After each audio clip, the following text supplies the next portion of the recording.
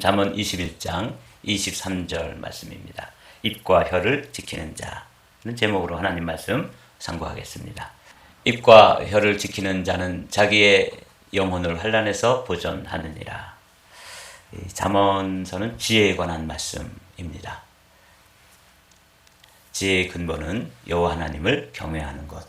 이게 이제 잠언서의 주제인데, 이 잠언서의 이 지혜로운 삶, 또 지혜로운 사람이 되는 길은 특별히 이 언어와 많은 연관이 있다고 가르치고 있어요. 그래서 이 잠언서에는 특별히 이 입, 혀, 입술, 또 언어에 관해서 아주 주옥과 같은 소중한 교훈들이 가득 들어 있습니다. 오늘도 특별히 입과 혀를 지키는 자, 이번에는 입을 잘 사용하는 것도 사용하는 것이지만 그것을 침묵해야 될 때 침묵하고 또 말하지 않아야 될 때 말하지 않는 이런 지혜, 입과 혀를 지키는 자지요.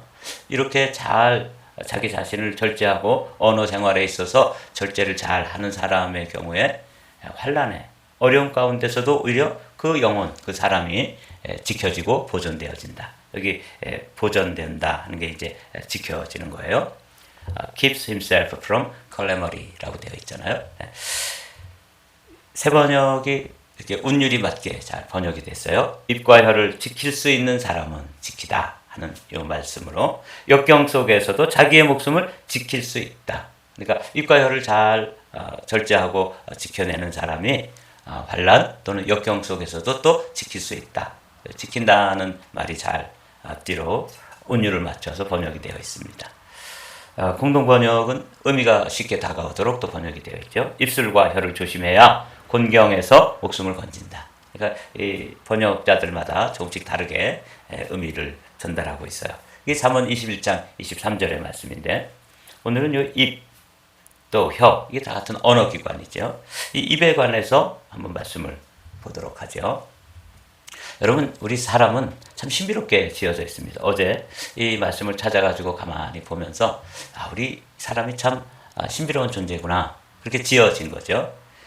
입이라고 하는 것, 뭐 우리가 잘 아는 말씀과 같이 음식물이 들어가는 입구죠. 이 음식물이라고 하는 건 이 땅에서 만들어진 거예요.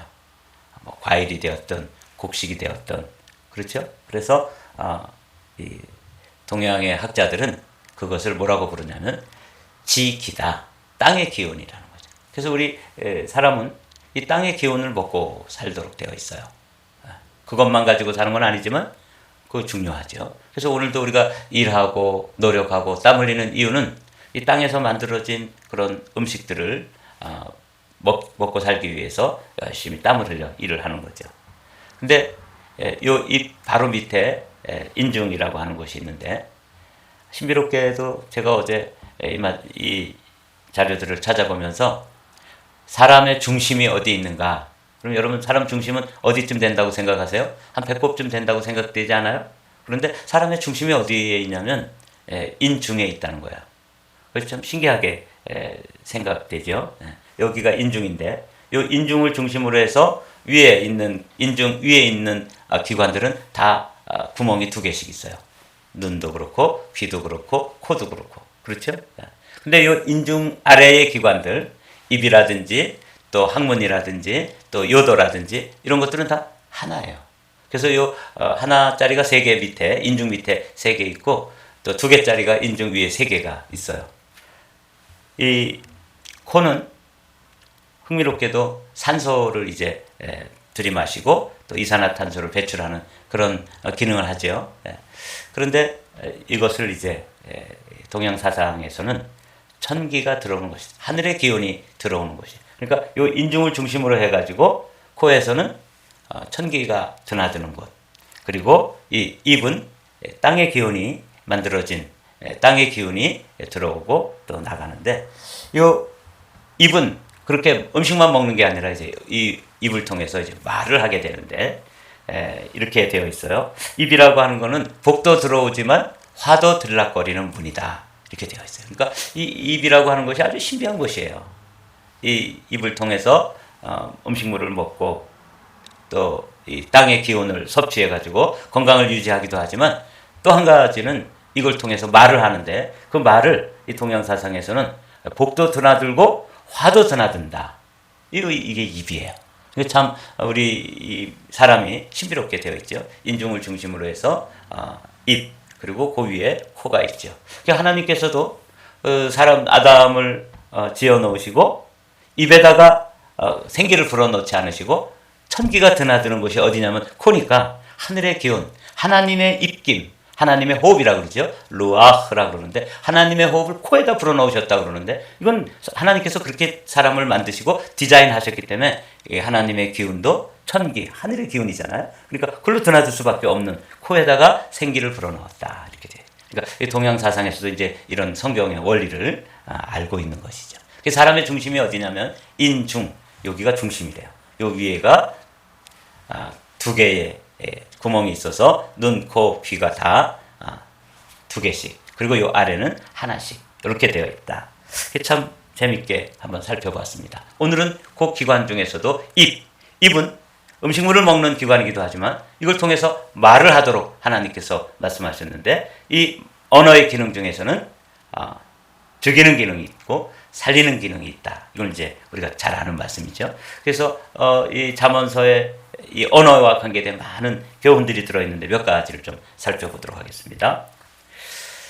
먼저 민수기에 나와 있는 말씀이죠. 우리가 잘 아는 민수기 14장 28절에 말하는 말씀, 내 말이 내 귀에 들린 대로 내가 행하리라 하는 이 말씀이 27절을 보면 어떤 배경에서 주님이 말씀하셨고 이건 이제 세 번역으로 옮겨 놓았는데 제가 한번 읽어보겠습니다. 나를 원망하는 이 악한 회중이 언제까지 그리할 것이냐. 그러니까 이 말로 복을 불러오고 복을 이야기해야 되는데 화를 불러오게 되는 그 기능으로 사용한 걸 알 수 있죠. 원망했다는 거죠. 나를 원망하는 이스라엘 자손의 원망을 내가 들었다.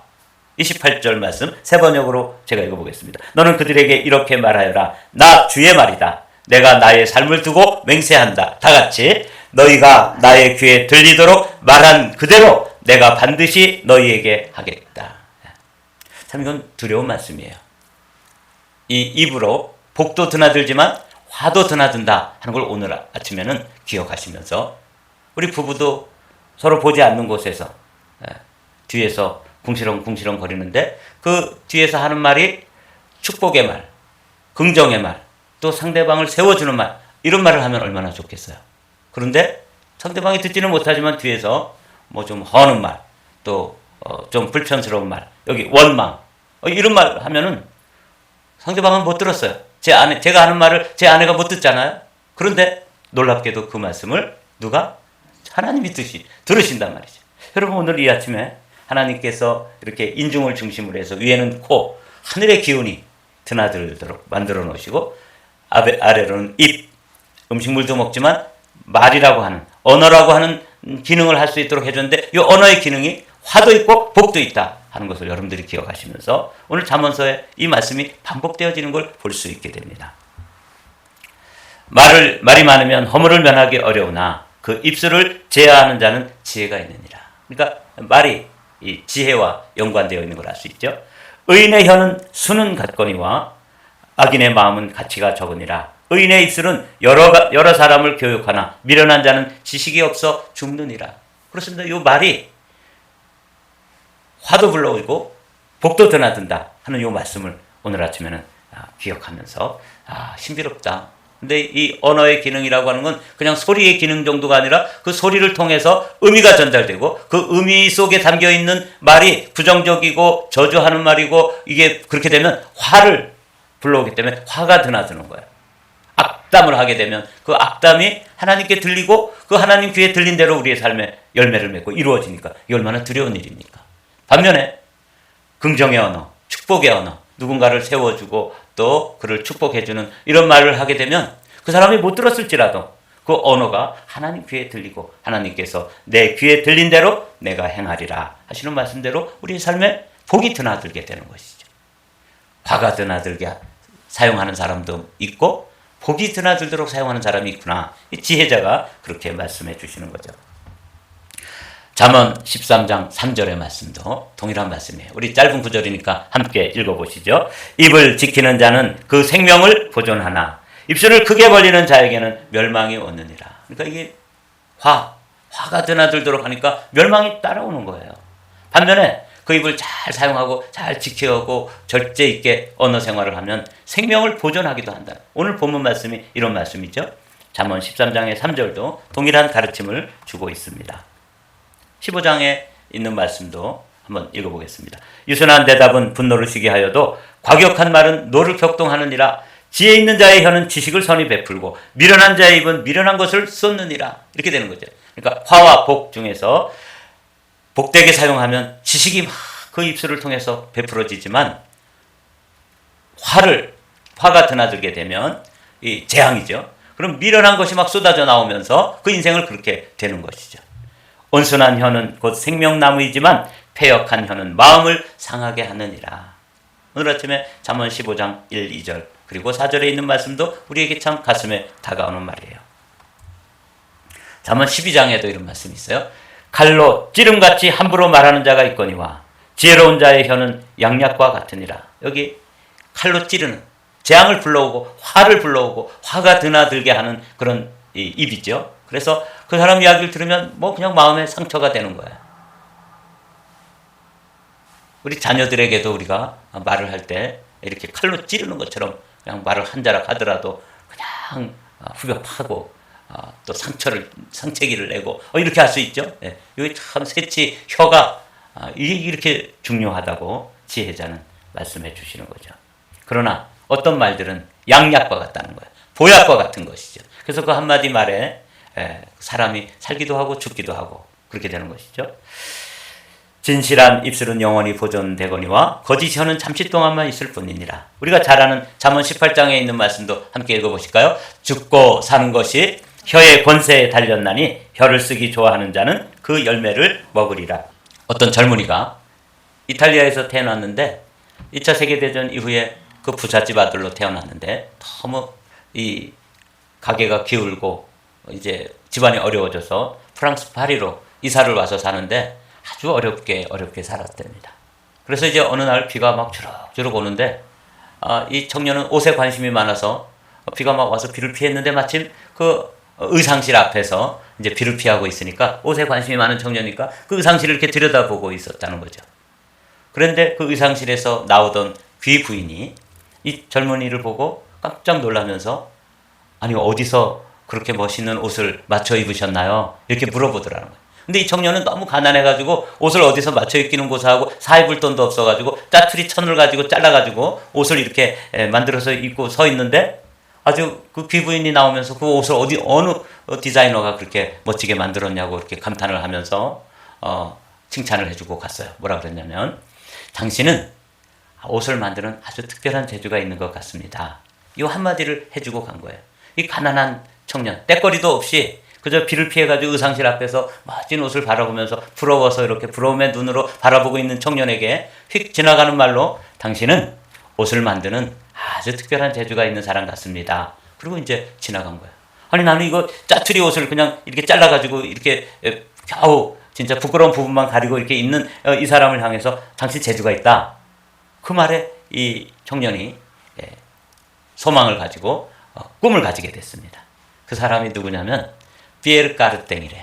야, 제가 이 글을 읽으면서 죽고 사는 것이 혀의 권세에 달렸다. 그렇습니다. 그 사람 안에 있는 그 옷을 만드는 특별한 재능, 재주, 탤런트가 있다는 것을 그냥 말 한마디로 해서 이렇게 열어주고 끄집어내 준 거죠. 내가 이런 재주가 있나? 나는 그냥 입을 옷이 없어가지고 짜투리 천을 가지고 이렇게 옷을 그냥 지어 입었는데 이 볼 줄 아는 사람이, 보는 안목이 있는 사람이 한마디를 해준 거죠. 당신은 특별한 재주가 있는 사람입니다. 라는 이 한마디에 그 안에 있던 재능이 열리면서 잎이 나고 꽃이 피고 열매를 맺어 세계적인 인류 디자이너가 됐는데 그 사람 이름이 피에르 까르땡이다. 그런 이야기를 들으면서 이 혀라고 하는 것, 그러니까 그 귀부인이 지나가면서 한마디 해주었던 이 말이 이 인생의 복이 된 것이죠. 이 입술이 복을 불러오기도 하고 복이 드나들기도 하고 화가 드나들기도 그게 뭐예요? 세상에 별난 걸 다 입고 다니네. 만약에 이렇게 흉을 보고 말을 했으면 이 청년은 가뜩이나 자기 초라하고 더군다나 비를 피하느라고 거기서 쭈그리고 있을 때 얼마나 마음에 큰 상처가 되고 그 다음에 그 안에 있던 그 인류 디자이너의 그 재능이 그냥 영원히 묻힐 뻔한 그런 순간이죠. 그런데 당신에겐 특별한 옷을 만드는 재주가 있군요. 하고 칭찬 한마디가 그 인생을 꽃피우게 했던 것 아니에요? 죽고 사는 것이 혀의 권세에 달렸나니 혀를 쓰기 좋아하는 자는 그 열매를 먹으리라. 이렇게 돼 있죠. 야고보 사도는 우리에게 이 혀를 아주 잘 길들이도록, 잘 지키고 절제하도록 말씀을 주십니다. 혀는 능히 길들일 사람이 없나니 쉬지 않은 악이요 죽이는 독이 가득한 것이니라. 그렇습니다. 이게 화가 드나든다 그랬죠.